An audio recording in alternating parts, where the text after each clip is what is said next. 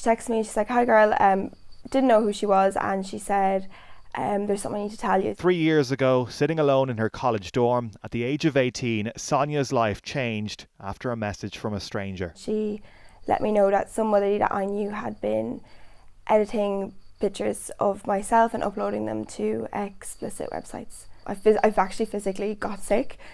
Obviously I didn't know this girl, and I didn't believe it at first. When she first said it to me, I was like, there's no way. Photos of her, some dating from when she was in her mid-teens, had been taken, edited and deepfaked and put on a website. I remember there was one of me, for example, like in a bikini, and the bikini had been completely taken off and edited to make me look like I was naked on the beach. You know, I went straight to the guards to make a statement because I didn't know what to do. You're obviously incredibly brave and you've been incredibly strong throughout this process, but this has clearly had a lasting impact on you and your life. I'd be on nights out with my friends, there'd be certain triggers, or maybe I'd see something that would resonate with that time, and I would just, like, I couldn't breathe. And there was one time actually I was at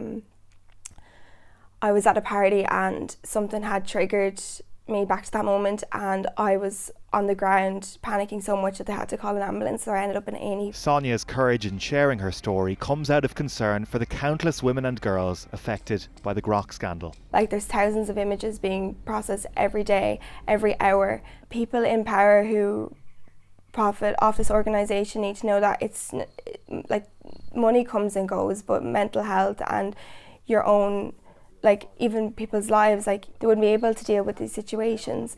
And she has this message for other victims. I hear you, I see you, I've been there. For me, it was really hard to speak up about this for so many years because I just wanted to move on with my life and forget about that time and leave it there. But because it's becoming more prominent now, we need to speak up about it. There needs to be something done about it. I know what happened doesn't define me or define my past or define that time of my life, but it is something that is there, and it has happened, and it has affected me long term.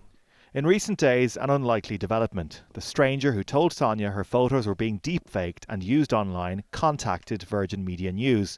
Tomorrow, speaking for the first time, Lucy tells her story. Richard Chambers, Virgin Media News.